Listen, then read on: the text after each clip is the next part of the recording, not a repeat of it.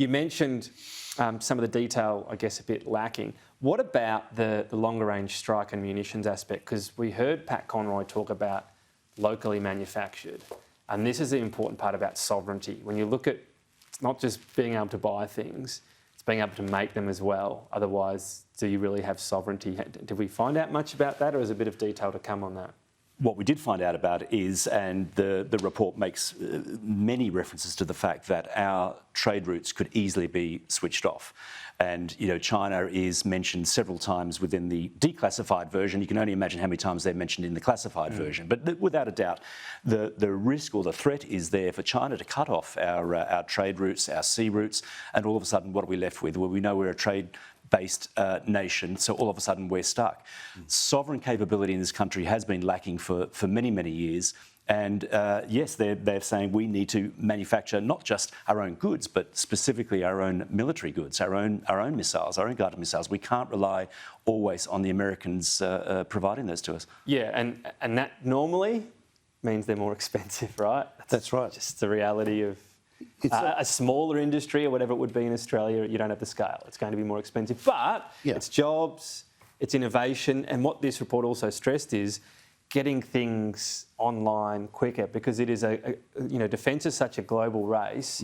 If you're slow to do things, or you just get it once your partner, like the Americas, perfected it and they've got enough left over, you're perennially behind. Well, this is what the war in Ukraine has demonstrated, is that the stocks of these type of high-tech equipment are actually in short supply. Or even low-tech in Ukraine. Relatively low. Basic munitions as well. And that's because for generations now we have not been thinking about the fact that we might actually face a serious conflict. It's been, we've been living in the post-Cold War years, the unipolar moment. We really have had a boutique defence force that was meant to make niche contributions to wars far away, not actually existential challenges to Australia and its interests closer to home. That actually needs a rethink, and this National Defence Strategic Review goes quite a long way to actually help Australia reposition, reimagine the environment we face, the challenges we face, and recognise that the good old days of globalisation, where you had just-in-time supply with everybody contributing from around the world, we now have to go to just-in-case.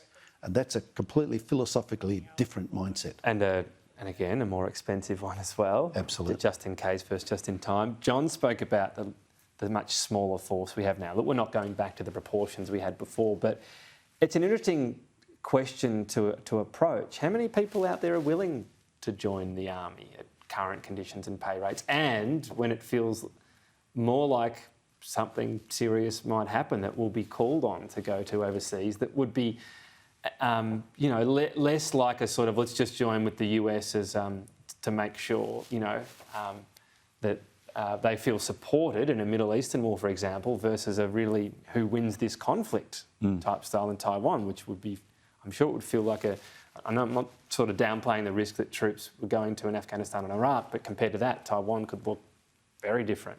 Absolutely, and I think anything that Australia goes into will be in the first instance a maritime contest that will be required. So it's certainly going to be leaning more heavily than in the other services with the Navy. But this is all about an integrated force anyway, so everyone's going to be involved. I think one of the greatest challenges the ADF has is recruitment. They can't recruit enough. They've got to recruit 20,000 more troops. More than we've ever had since the Vietnam War, up to 80,000 personnel altogether, and they simply are not competitive in the labour market. And also the fact that it takes, and this sounds ludicrous, I had to double check it, I didn't believe it, it takes up to 300 days just to recruit a single person. 300 days. I mean, if you and I were looking for another job, we'd be there within 3 weeks, perhaps. Look, the recruiting system is seriously broken at the moment. We've got a pipeline with significant disconnects between the recruiters and then the schools. They need to coordinate much more effectively what's going on. We get people who are recruited, then they're put through into a holding pattern. It's really problematic, significant reforms. Can I just make another point? It's really important. We need to think beyond Taiwan. My colleague Brendan Taylor talked about 4 flashpoints, and it's really important. We need to remember there's North Korea, there's the East China Sea, the Senkaku Diaoyu Islands, there's Taiwan, but there's also the South China Sea, and God help us, there's also the risk of challenges in the Pacific, and the Solomon Islands is the tip of the iceberg. But we're playing, I think, not a game of chess and not the strategies of Clausewitz. We're playing a game of go. which is a very different kettle of fish, and we're playing Sun Tzu, the Chinese strategist. And I think we need to think, and it's simple oversimplification in one sense, but it's important to get our heads around the fact that China is not going to go to war. It's going to try and induce a capitulation. And this is what's happening in a number of fronts. We're looking at the problem through kinetic means, and that China is developing, at an industrial pace, its military capabilities, but it's doing to out-psych us. And I think that's really important for us to think about. And foreign interference, we know already exists. It's already happening. I've got to leave it there. I could talk all day, but you've got another commitment, John. So I'm only wrapping you so you're on time, just so you know. Thank you. John, Charles, thank you.